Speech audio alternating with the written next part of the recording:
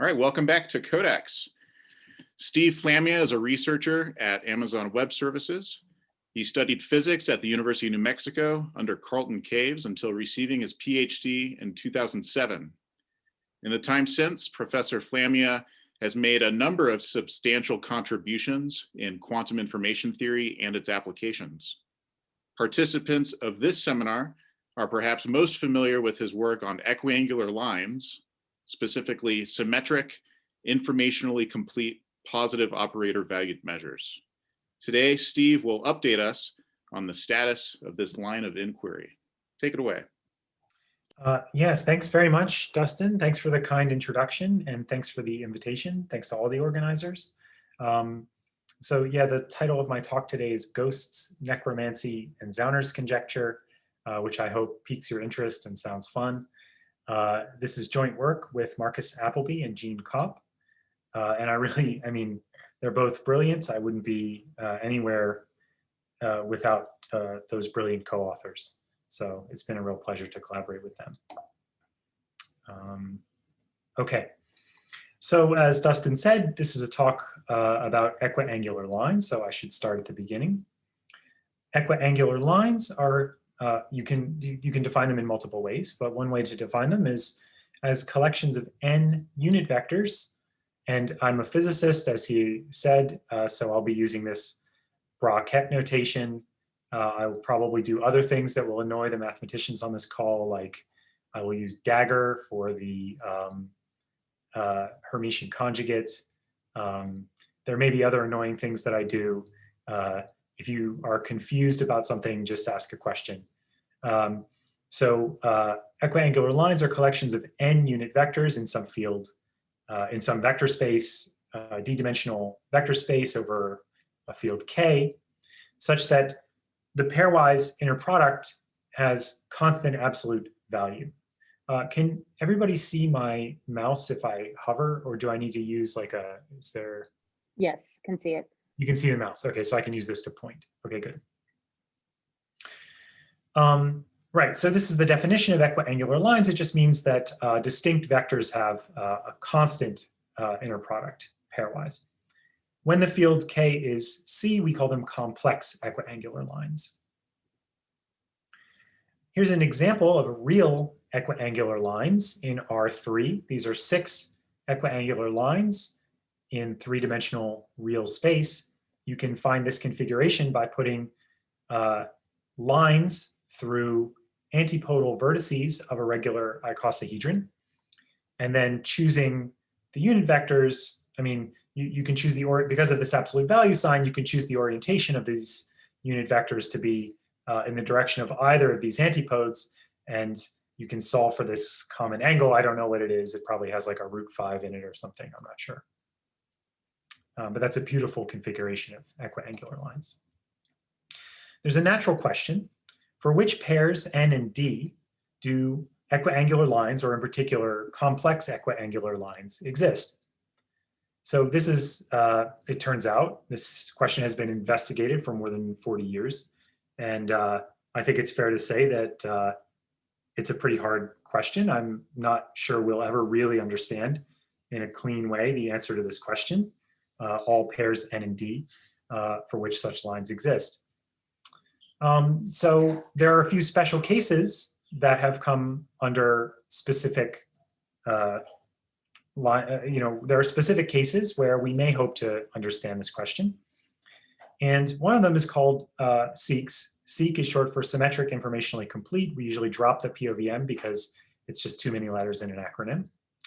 A SIC is a set of d-squared equiangular lines in a d-dimensional complex vector space. So just plugging that, this is n equals d squared. So I would find d squared unit vectors in CD, and you can actually solve for what this constant is. You find that the pairwise inner product squared, in fact, absolute value squared, you can just compute that it has to be 1 over d plus 1 if these things exist. And here's an example. So the smallest non-trivial case is in 2 dimensions.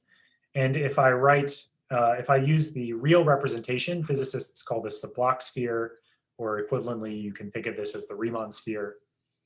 This is a representation of CP1. Then you can find the 4 points of a tetrahedron embedded into this space in this way, a regular tetrahedron.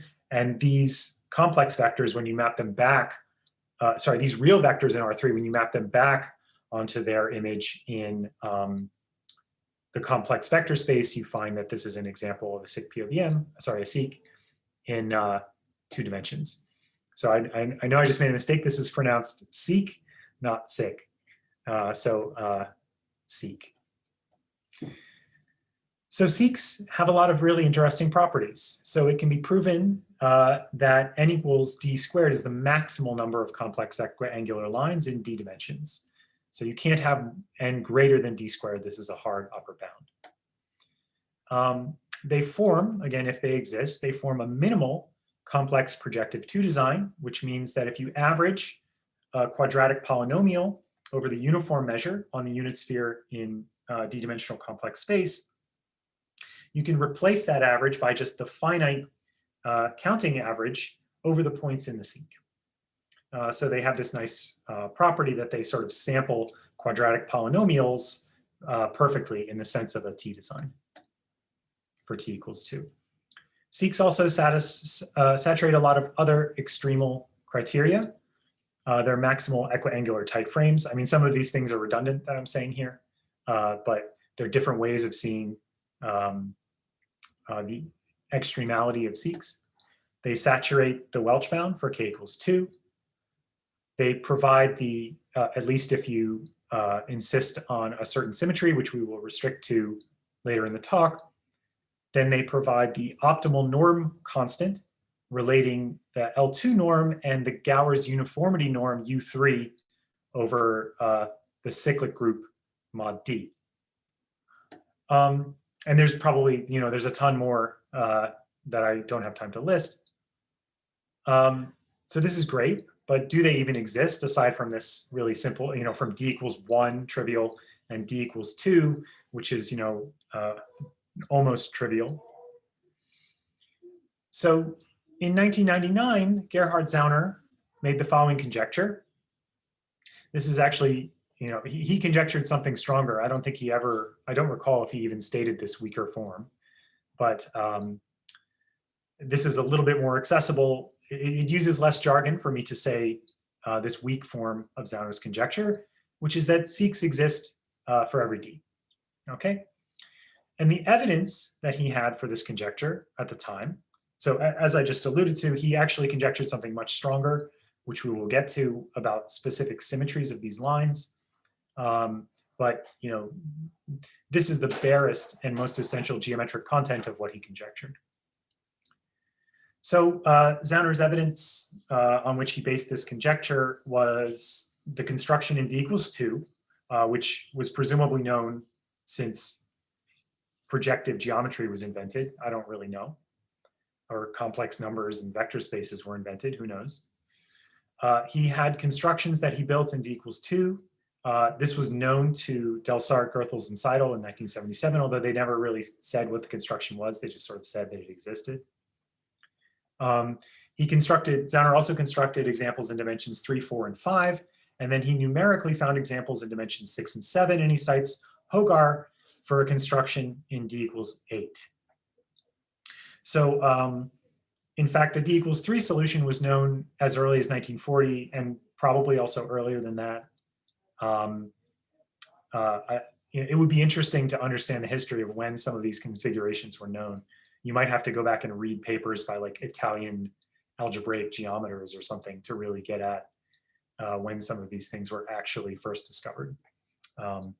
So the people who are into this history, I encourage someone to dive into this a bit, because I don't think we really understand the answers to who actually has priority on some of these things. But certainly in the context of thinking about them as equiangular lines, it was really this DGS paper, Hogar and Zauner, who made the first contributions. Okay, so in order to continue talking about equiangular lines, it's going to be helpful for me to make a couple of changes to this initial definition that I gave, because it's going to simplify the discussion. and help me specialize to the case of SICs that I'm really interested in. So we've defined complex equiangular lines in terms of these unit vectors. But doing so means that there's this phase freedom. So I can choose a complex unit phase, e to the I theta j, for every vector in the SIC, and I can rephase all of them, and I'm always going to get an equivalent SIC. So this non-uniqueness matters for some of the number theoretic points that we're going to try to make in this talk. So in order to get rid of that phase, it's helpful for us to consider instead the Hermitian projectors onto each of these vectors. So from now on, I'm going to equivalently specify SICs to be this canonical object given by these projectors. There's still a unitary freedom on the entire space, which we will deal with shortly.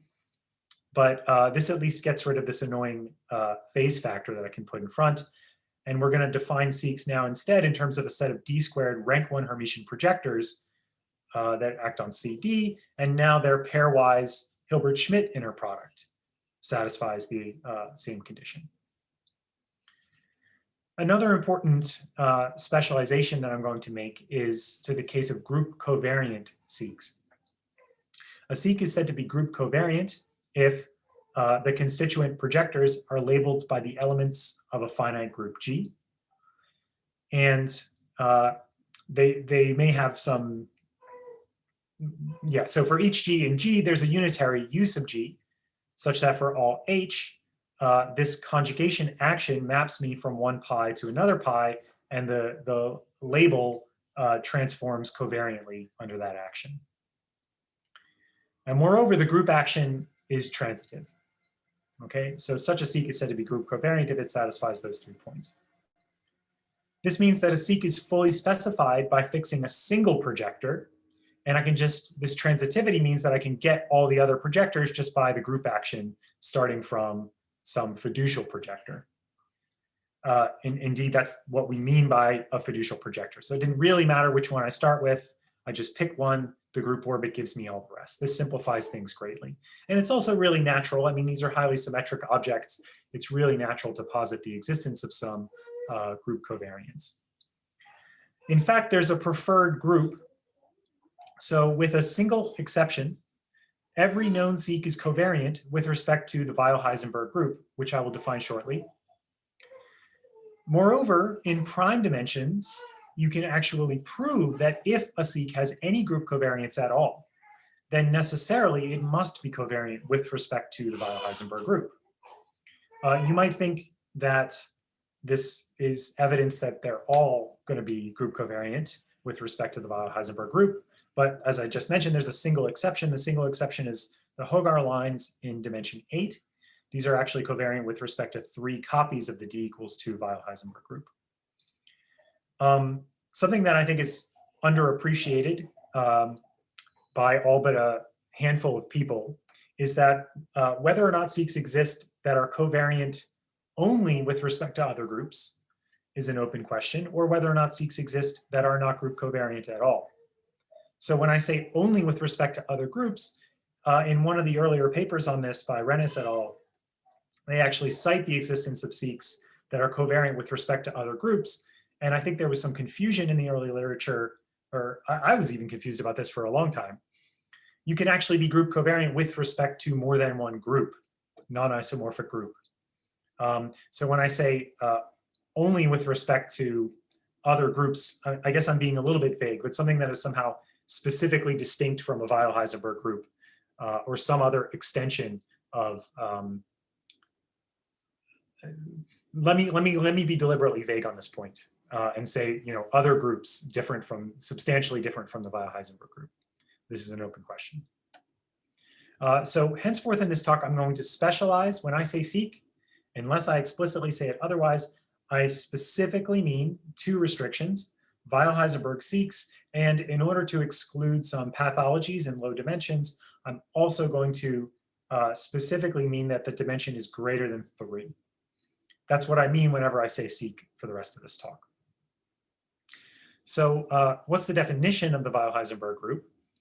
I'm going to define it as a matrix group acting on a specific basis, because this is the most relevant form of the group for our applications. I'm going to fix an orthonormal basis for CD.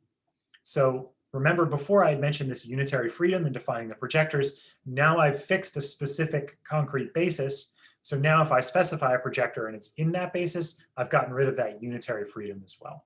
Okay, there's still going to be some residual freedom, and I'll talk about that soon. So I fix an orthonormal basis, and I'm going to define, if you're a frame person, these are time and frequency operators, X and Z operators that act by shifting this basis cyclically mod D, or the Fourier version of that by shifting this basis by a root of unity raised to some power R. Okay? So these define the generators of this matrix group, which are called, for historical reasons, the displacement operators. And there's a phase ambiguity in how we define these displacement operators, which the cognoscenti on this topic know that I'm ignoring a certain specific phase convention here. But for the purposes of this talk, it would just obfuscate things. I can generate, these operators here are the generators of the Weyl-Heisenberg group. In fact, I also get the roots of unity out when I take the closure from these generators. So dp times d minus p is always central. You just get a root of unity. Okay, so these are the generators for the Weyl-Heisenberg group, specifically given as a matrix group. Now, if we're given a fiducial projector, this is how we generate a SIC.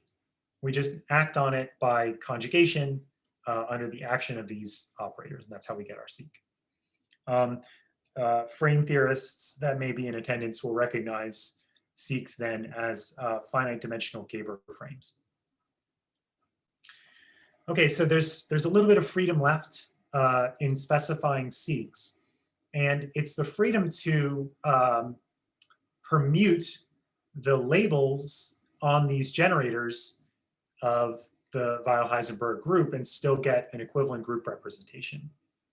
So in order to do that, we can look at the normalizer inside the unitary group of this Weyl-Heisenberg group.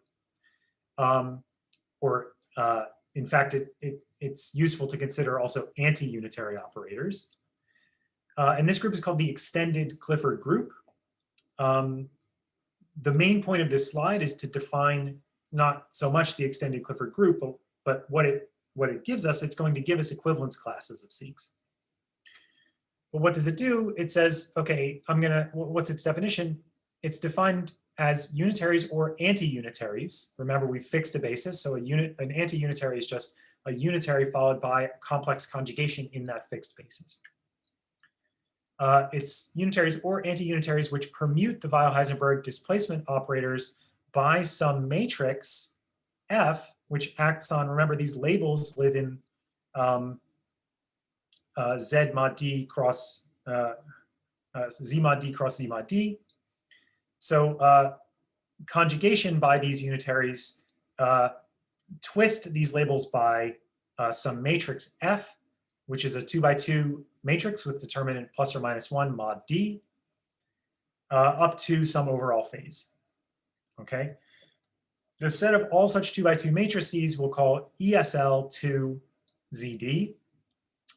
And the point is that if I'm given one SIC, I can always get another SIC by acting on it in this conjugation way by an extended Clifford group elements. That gives me another solution as well. So these are going to form equivalence classes. Now when I say a SIC, I really mean an element of the extended Clifford orbit of that SIC. Okay, so I'll probably be a little bit sloppy about talking about a specific SIC or a specific point in the equivalence class under this extended Clifford group equivalence relation. Okay, but this is a very natural equivalence relation. There's a subtlety here, which is worth pointing out and then ignoring because it's going to bog us down in too many details. But actually, when the dimension D is even, I have to replace D here by 2D. And there will be a few other modifications to some of the statements that I make in this talk where I similarly have to double D in order to get a correct statement. So like, don't go use these slides to try to do calculations. Go look up papers. I'm definitely trying to sweep a couple of details under the rug to avoid obfuscating ideas. Okay, let's get back to the big question. When do SICs exist? What's the evidence for Zauner's conjecture? So there are a lot of high precision numerical solutions known. The latest is that all dimensions less than or equal to 193 we have, and when I say we, I really mean probably you need to talk to Marcus Grossel. He's the one who's most current on this. Indeed, I emailed him last week to get the latest information. So some of this, this particular citation is not yet published. So there are high precision numerical solutions up to dimension 193. And as you can see, a handful of dimensions, including staggeringly large dimensions like 2,208. Moreover, in the dimensions less than 90, Andrew Scott has given a putatively complete list of SICs, and again, I mean inequivalent SICs under the extended Clifford group equivalence relation for all dimensions up to d equals 90. In the other dimensions, as far as I know, we only know one fiducial vector. It might be the case that we know more than one, but you can assume that we know that we don't generally know more than one SIC in these other dimensions, and these are the numerical solutions. Hey, Steve, could I ask a quick question? I realize Sure. it's not your paper, but what is the sort of certificate to say this is an exhaustive list of all the inequivalent SICs that one can get? Great question. The certificate is you look at you minimize a frame potential to find a solution, and then from that you check whether or not you've found all the minima by just repeatedly finding minima, and then you check like I mean, what do statisticians call this, right? It's this problem. Fisher had to solve some problem with like Malaysian butterflies or something, where it's like, you know, how many species have you not seen if these are the frequency distributions of the species that you've already seen, right? So you list all the minima and you have the relative frequencies of each of them, and you try to say, well, all right, you know, what's the likelihood now that I'm going to see that there exists yet another one that I haven't already seen from minimizing this frame potential? And I think it's, yeah, look up Fisher Malaysian butterflies or something like this. There's a really cool story about this. I'm not sure how rigorous this has been quantified, but I trust that Andrew has done pretty exhaustive work. And as there's additional evidence, which I will touch on later in this talk. There's an independent calculation that agrees with Scott's calculation that I'll talk about later. So we have good evidence that that's a complete list.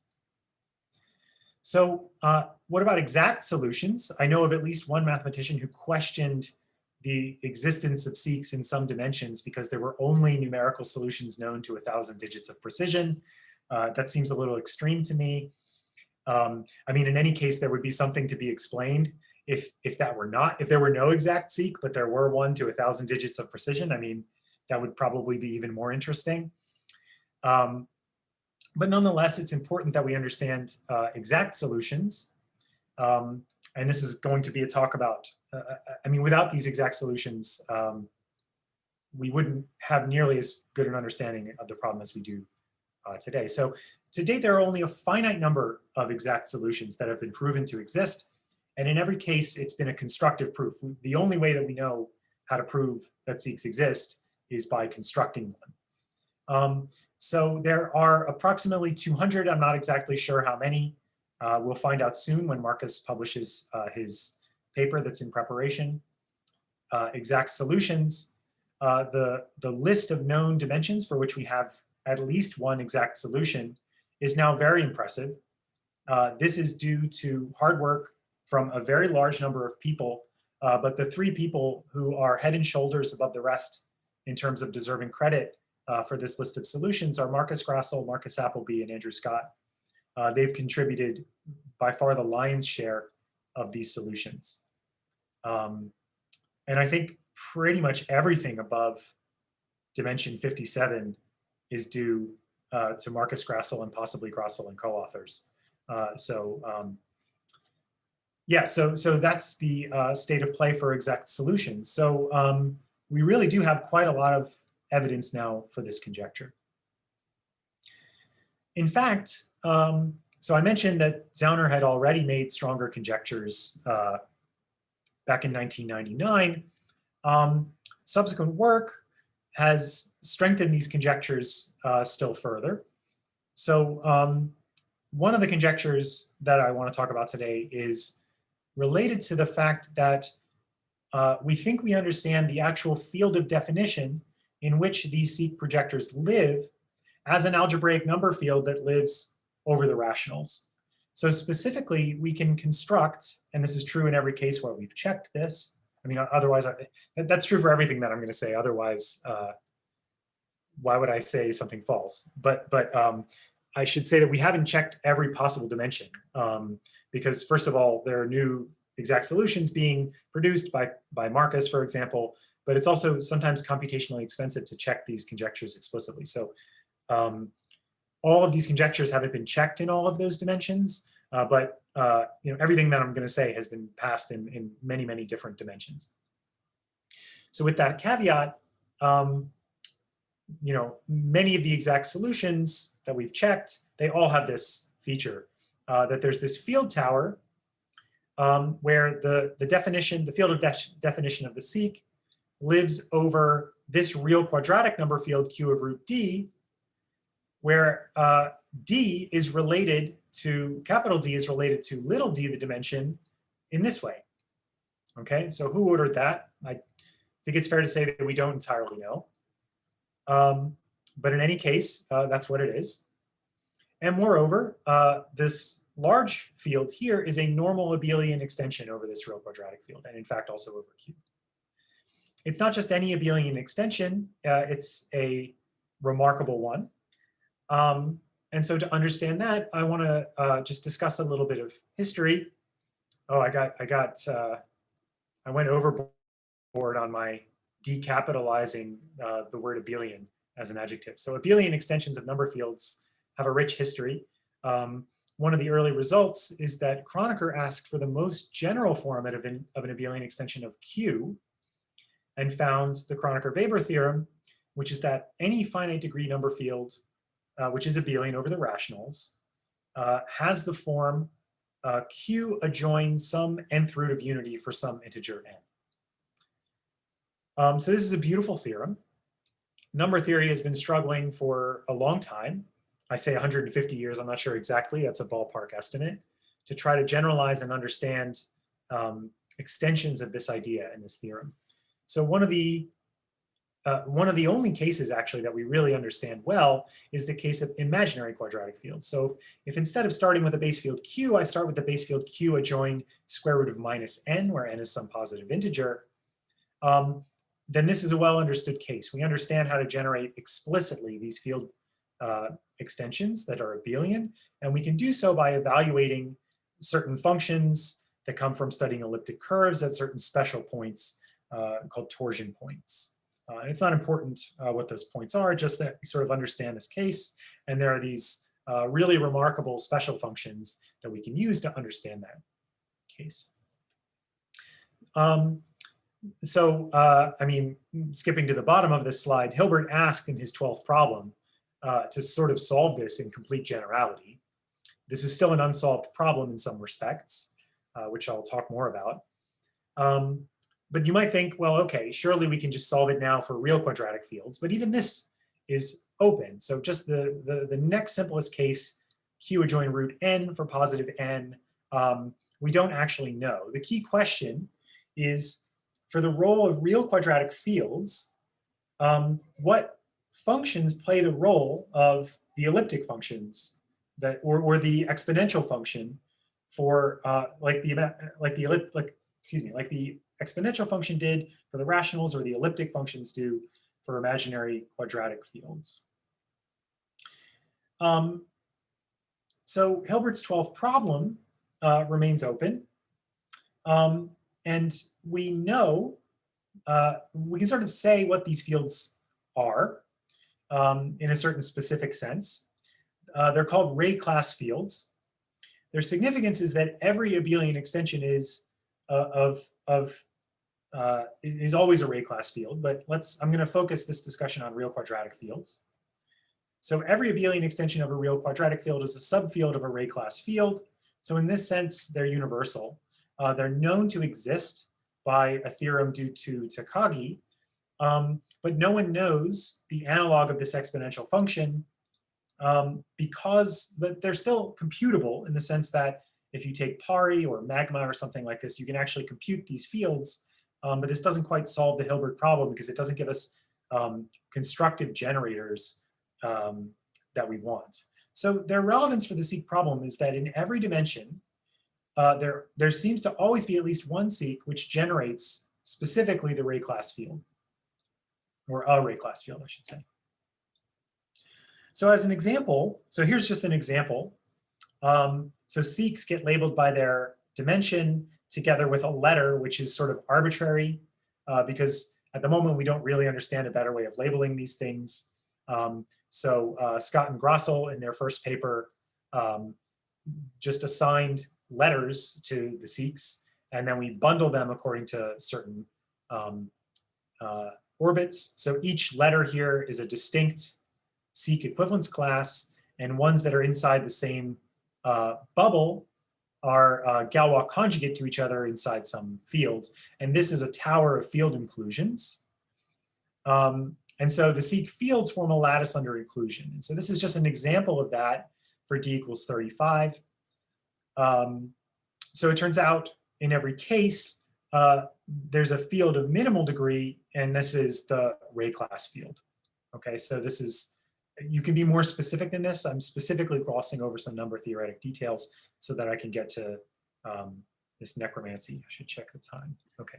So Steve, these Galois orbits provide a way to like check your work with the species problem, right? Like you can look at the Galois orbit. Precisely. Yeah. Precisely. Cool. But you need to know, yeah, that's right. So like if you, that's right. So in this, there are 9 seeks in dimension 35. Scott numerically found 9 seeks in dimension 35. So you're like, oh, okay. You know, unless there's some weird seek that's not Weyl-Heisenberg covariance somewhere, you know, you believe you have them all. That's right. Okay. So more is known about the real quadratic case. I mean, more is known about other cases as well of this Hilbert problem. And I'm not an expert. And if you have really detailed questions, you should ask Gene Kopp, who is on this call. But, you know, of particular importance is something called the Stark conjectures. So Stark conjectured certain specific generators of number fields. And in particular, he conjectured certain things that are basically, that are like zeta functions. I mean, there's a lot of different zeta functions. So when I say like zeta functions, I mean like the Riemann zeta function. If you're not a number theorist, you've definitely heard of the Riemann zeta function. So there are other zeta functions. This is some zeta function. He conjectured that derivatives of zeta functions at s equals 1, linear combinations of these things generate abelian extensions. Stark made this very specific proposal for what these functions might be. But it's an open question to prove this in most cases. So Stark conjectured, these conjectured generators are called Stark units. If you don't know what a unit is an algebraic integer whose inverse is also, multiplicative inverse is also an algebraic integer. Algebraic integers being roots of integral polynomials that are monic. Have unit, their first coefficient is 1. So it turns out Stark units play a prominent role in the seek problem. We need to describe the connection with Stark units. And now I want to introduce this notion of ghosts and ghost units. So when I say these are units, I'm starting to appeal to conjectures. So these are unproven statements about whether or not these things are actually units, except in certain specific dimensions. that where we can check that these things are units. So I'm going to define, so suppose we have a seek projector. Then from, you can actually prove that what we call the seek overlaps, so trace dp times pi, is always of this form for some complex phase e to the I theta p divided by square root of d plus 1. In every examined case, these complex phases are in fact algebraic units. So we're going to call them the seek overlap units. I might sometimes call them seek overlap phases. Now, again, conjecturally, these things live over this real quadratic field. And there's a Galois automorphism, a sign switching automorphism that flips the sign of square root of d to minus square root of d. Okay, there's more than one of these, but let's just pick one. Then I can define a ghost to be the image of a seek under the action of some specific Galois automorphism. So this is how I make a ghost. And ghosts are going to have this property. They're going to look like this. Okay, so the image of this is going to map this phase to some new thing, which I will call a ghost unit. And these are going to be real algebraic units. So now this is going to live in a real number field. Okay, so this is the definition of a ghost. It's just the image under this Galois automorphism. And when you do that, I can trace the ghost against the Weyl-Heisenberg displacement operators to get the ghost units. Okay, so this is a definition. Ghosts and the Stark conjectures.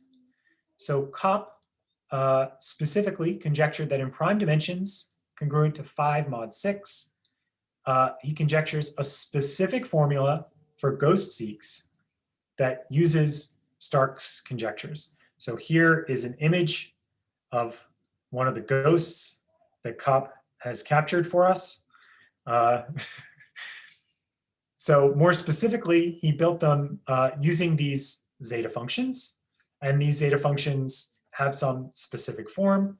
If you understand these things, this formula, I'm not going to go into the details of this because me explaining it is not going to help you understand it if you don't already understand the definitions of these things. We can ask me questions about it if you want to know, but I'm not going to dive into the details. So Kopp has a conjectured construction for ghost seeks, which holds in prime dimensions congruent to 5 mod 6. So we want to sort of communicate with these ghosts and understand what they're trying to tell us about the seek problem. So there's a couple natural questions that arise. So one, is it the case, as we saw in Jean's paper, that the squares of the ghost units correspond to a ray class seek? Are they always Stark units? And does something similar hold for the non-ray class case? So we saw this field, this tower of field inclusions. Not all of the seeks are ray class seeks. Can we still use some information from the Stark conjectures to try to understand also some of these other ghosts that are floating around? So if we could answer these questions affirmatively, we could potentially use this as a way to calculate seeks. And so that brings me to necromancy. So, necromancy is the idea that we can use the Stark conjectures to calculate specific ghost units. And we want to go, so, Kopp already did this in prime dimensions, or, he conjectures, he did this in some specific small dimensions, conjectures that it works for dimensions that are primes congruent to 5 mod 6. Can we do this more generally? We call this necromancy. And we want to do this to calculate specific seeks. So we call this process necromancy because it is really a dark art at the moment. It's not really an algorithm yet, although I firmly believe it could become an algorithm. I'll try to be a little more precise by what I mean by that later. What is the essential difficulty? The essential difficulty is the following. Reanimating a ghost into a live seek requires that we apply this Galois automorphism. But to apply a Galois automorphism, I don't know any better way to do this than to start with an exact representation of that ghost in an algebraic number field. So in particular, if I had a numerical approximation of a ghost, or if I had a ghost represented as a transcendental function evaluated at some point, then I have absolutely no idea how I could apply a Galois automorphism to it, right? So, I mean, yeah, like if I told you, if I gave you sine of pi n over k, like if I gave you some specific value of sine that happened to be represented over an algebraic number field, but I didn't tell you that that was the case, you know, how might you apply the automorphism given only the representation as sine of some rational multiple of pi, right?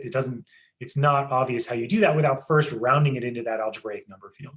Okay, so how might you reanimate the ghost in light of the fact, in light of this fundamental difficulty? So there's two things you could do. You could exactify a numerical ghost. So we think we know this very large number field that they live in, so we could use brute force tools for, you know, finding integer null vectors, lattice basis reduction, LLL algorithm, and things like this to try to exactify a numerical ghost over a large number field. You can do that. That's computationally extremely expensive. The other thing we could do is directly specify the ghost in terms of an algebraic number field. But again, we don't have access to such a description. And if you could do that directly, it really does seem like you would be directly solving Hilbert's 12th problem or something. Like it seems, I don't know of a way that you could do that without also solving major open problems in algebraic number theory. So doing one is really computationally very difficult. This is the path we tried to take when we exactified a number of SICs directly before we were using ghosts. And two is untenable, again, because we just don't believe that it's really possible without certain breakthroughs. So what necromancy is an attempt to build a fast procedure, faster than number one, that doesn't involve us, you know, solving a Hilbert problem. Okay, so it's all about reducing complexity. So necromancy is trying to avoid the need to calculate these exact numbers, and it's also trying to reduce the degree of the number field in which we work.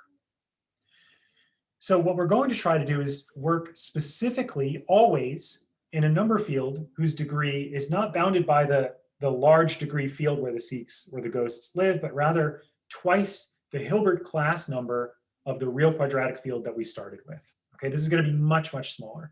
And moreover, we're also going to hope to achieve, where we can, linear complexity in D. So rather than constructing projectors, which requires specifying D squared numbers, we're going to try to specify only D numbers and work with fiducials. This is difficult because then we have to introduce arbitrary phase factors. Okay, and you know, as an example, we did this in D equals 100. So, you know, you can sort of calculate some of these basic things in Pari or Magma or something for D equals 100. You wind up working over Q adjoin square root of 9,797. The class number is 4.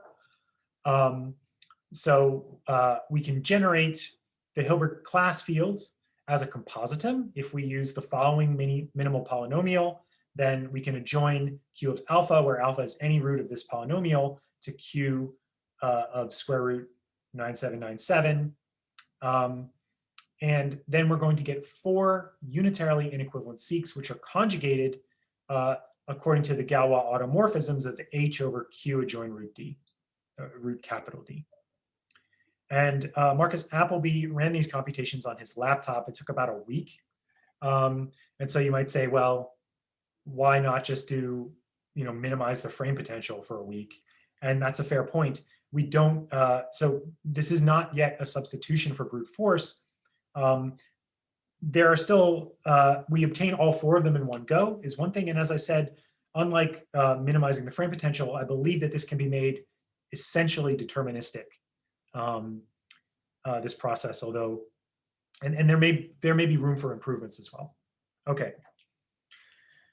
So a crucial fact, this is a conjectural fact, about the Galois group and how it acts, is that it's related to the GL2ZD action on the displacement operators, okay? So specifically, if I take the centralizer of a certain matrix, so this is called the Zauner matrix, and anybody who really studies the seq problem, this is one of the first things you learn about is you can always find a seq fiducial vector as an eigenvector of the unitary that is represented by this Zauner matrix. So let's consider the centralizer in GL2ZD of this specific matrix. Then for every element of the Galois group, I can always find a matrix in this centralizer such that for any fiducial and any point in ZD cross ZD, the action of H on this overlap is the same as just twisting the label on the displacement operator and getting a new overlap. Okay, so this is a conjecture, but this is a powerful guide that will allow us to do necromancy. Okay, necromancy is going to hang on several of these conjectures, like these field containment conjectures, this Galois correspondence conjecture, and a few other conjectures. So the fact that this works at all is, I think, you'll see there's like 7 or more steps to this. It's kind of remarkable that this works. It's strong evidence for these conjectures. Okay. This plays a crucial role because we don't know the overlaps. We don't have to know the overlaps exactly in order to compute their Galois conjugates if we believe this correspondence.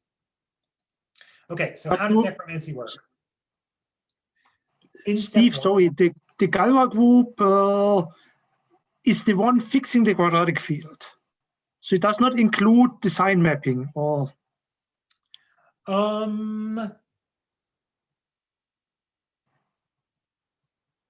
Yeah, I think that's right. It's G of, yeah, it's over Q of root capital D. So I think that's right. I think it's even fixing the Hilbert class field. It could be, yes. It could be. But just for clarification, since we have many Galois groups at that's that right. point. No, it definitely, yes, you're right. You're right. It's fixing the Hilbert class field as well. In fact, that's important. That's important. You're right. Thank you. Okay, thanks. Yeah, I'm actually going to use that fact. That's very important. Okay, so in step 1, we compute this centralizer. And what we're going to do is we're going to act on the points in ZD cross ZD. We're going to split them into orbits under the action of this stabilizer. And we're going to choose the largest orbit. It might be that you can get away with choosing a smaller orbit, but we don't know. I mean, we don't even know that it always works in general. So this is, like I said, this is black magic. So we choose the largest orbit. Now we need really high numerical precision. So now what we need is we need to appeal to the Stark conjectures and some generalizations of Jean's formula to try to compute numerical ghost overlaps. And so we have such a formula for D equals 100. And so we can compute to almost 10 to the 5 digits of precision ghost overlaps. And we can do this, but we have to do it in a couple steps. So we can't do it directly, but we can get about 20 or 30 digits of precision quite quickly using some formulas that we have. But we can't do it to very high precision for all D squared overlaps. So we use some shortcuts. What we do first is we just compute about 2 D overlaps to a small amount of precision. This is enough for us to get a ghost fiducial vector. This should say vector as opposed to projector. Then we use Newton's method to amplify the precision of this fiducial until it's really, really high, like 10 to the 5 digits.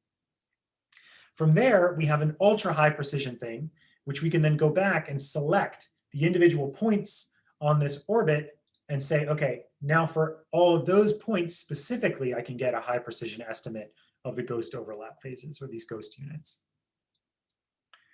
And then in step 3, what I'm going to do is I'm going to try to compute a minimal polynomial whose coefficients live in the Hilbert class field. And this is why it's important that it's the Galois group over the class field.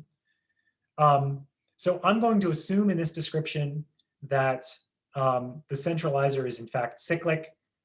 In the interest of time, I'm going to skip over these comments about what happens if it's not cyclic. But I just gather up all the unique ghost overlaps in this orbit, and then I'm going to form the following polynomial. These coefficients will live under some conjectures in the Hilbert class field. Okay. So now conjecturally, I mean, I'm repeating myself what I just said. These coefficients are in H. H is comparatively a much lower degree. In fact, it's going to be, I said it's degree 4 over Q adjoint root capital D. So this is a degree 8 absolute field extension over Q. So now what I can do is I can run something like LLL and I can exactify the coefficients of this minimal polynomial. But you still need really high precision to do that. It's worth pointing out because although this polynomial has small, although the field degree here over the rationals is small, the degree of the minimal polynomial is going to be large because the orbit is really large. Okay, so the number of distinct points in that orbit, the number of distinct ghost overlaps that I need in order to generate this polynomial is really big. So you just need really high precision in order to do this. In step 4, we can use an appropriate Galois automorphism, so some sign switching automorphism, which we fix. And because we had that compositum field extension before, once I've specified that minimal polynomial, that specifies a specific Galois automorphism that I can apply. Well, there's still some freedom, but I can choose a Galois automorphism now that switches signs of these coefficients. So I can take that minimal polynomial from f to some new polynomial f tilde. So I've moved f in the ghost field to f tilde, which lives in seq world. So the tilde now means I live in seq world. The roots of this new polynomial, if I believe these conjectures, are now seq overlaps.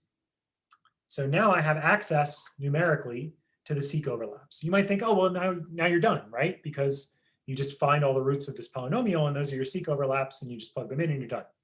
We're not done. We're actually kind of not even close to done because although we know these roots numerically, we lost a huge amount of information when we built the original minimal polynomial because all of the roots are symmetric. I can reorder the terms in the factorization of that polynomial any way I want. So there's no canonical labeling for the roots of this new polynomial. I have to extract this labeling from yet more, chanting and, burning incense and lighting candles and stuff, more necromancy. So, so we have to actually match the roots to the specific displacement operators. And this is where this Galois correspondence comes in. So we have to calculate the action of the Galois group on the full field, but our hands are tied because we have to do this using only exact numbers from the low degree field, the class field, okay? So in order to do this, we are going to use the fact that the numerical ghost overlaps, so I'm going to explicitly appeal to the cyclic case and say, well, I've ordered these ghost overlaps by the action of this orbit, so I know that they come cyclically, right? So if I act by H on new J, I get new J plus 1.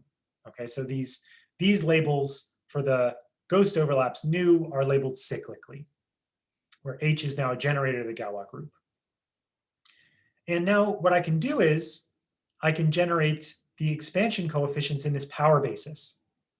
Okay, so I can power up these news. This is going to generate a power basis. And I can say, well, nu 2 can be expanded with some expansion coefficients, where the expansion coefficients are in the class field.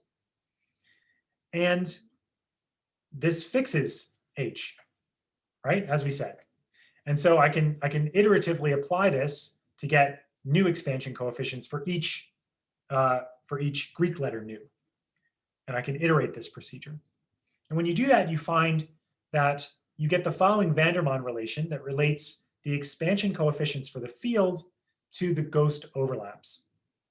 So you write down this relation explicitly. And now my goal is to solve for these expansion coefficients. So I have high precision numerical estimates for these news. I want to solve for the field expansion coefficients, for these expansion coefficients that live over H. Once I have them, I can exactify them again using LLL because it's a relatively low field degree. I can run LLL, it will converge in a reasonable amount of time. So that's what we do. And because this is a Vandermonde matrix, in fact, there's a closed form way to take that inverse. Once I have the C's, numerical approximations of the C's, which I then exactify, now I have exact numbers again. I can again apply the sign switching automorphism to get C tilde. Now I have the expansion coefficients in seq world. And again, I know from the Galois correspondence how H acts on the roots now of the minimal polynomial for the seq roots, for the seq overlaps. So again, now if I pick some root C of the seq minimal polynomial, it will have some similar relationship to the one that we wrote down earlier for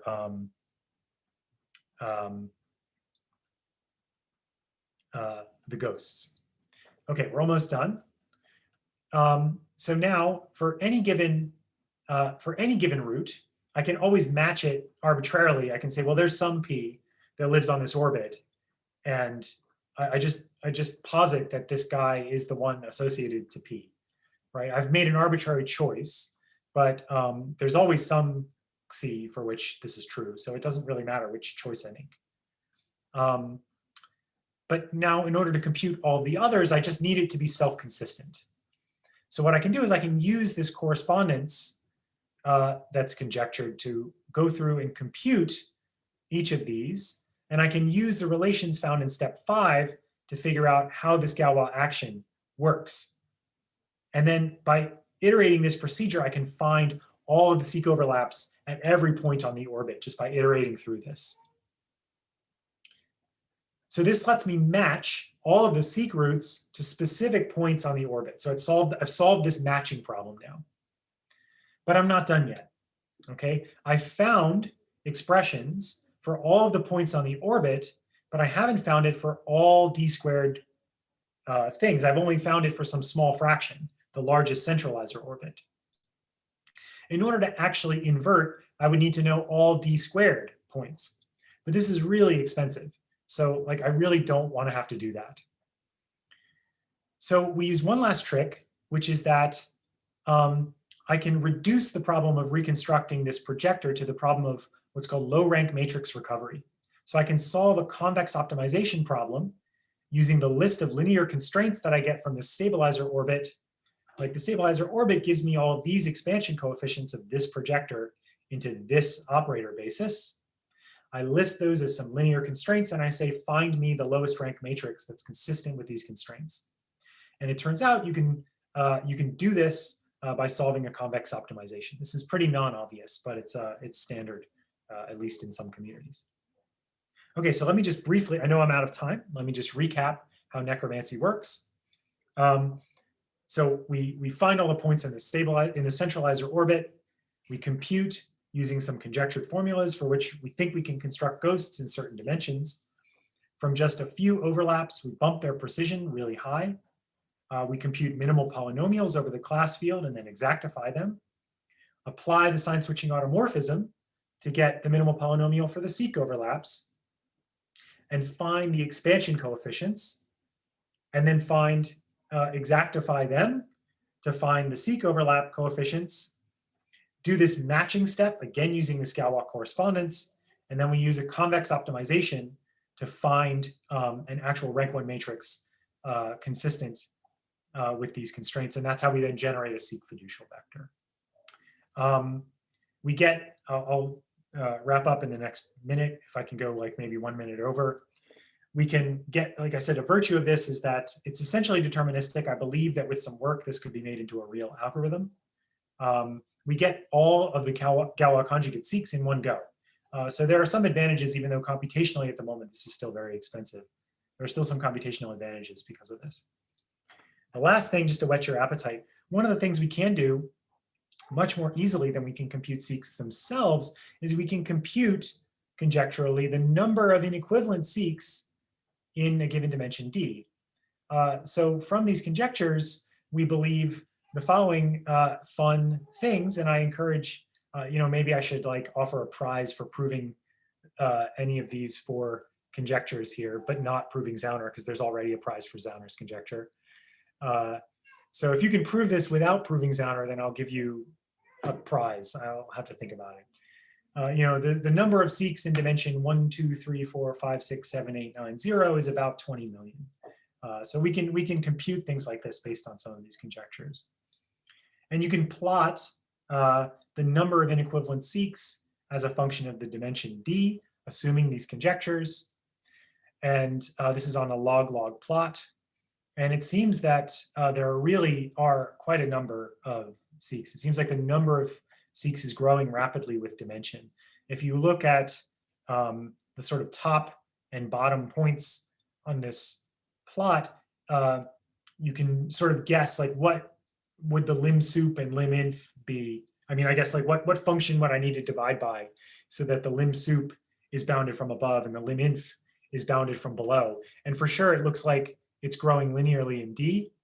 And the bottom might even also be growing linearly with D.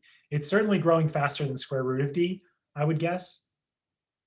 So this is, I think, some of the power of studying ghosts is it's not yet that we can construct Seeks. I think we're still a ways off from that, even computationally, let alone, actually constructing them from a formula. But we can understand a lot of other features using this. So in conclusion, there's a lot of really interesting open questions. Can we find a closed form expression for all ghosts? Can we obtain a classification of Weyl-Heisenberg covariant Seeks? Necromancy is really inefficient. There are probably better ways of doing it via ghosts. I mean, there are also other ways of doing it directly via Seeks, but maybe there are better ways that utilize the insights that we've gotten from ghosts. Can we actually prove that Seek overlap phases or ghost overlap phases are algebraic numbers, in fact, units?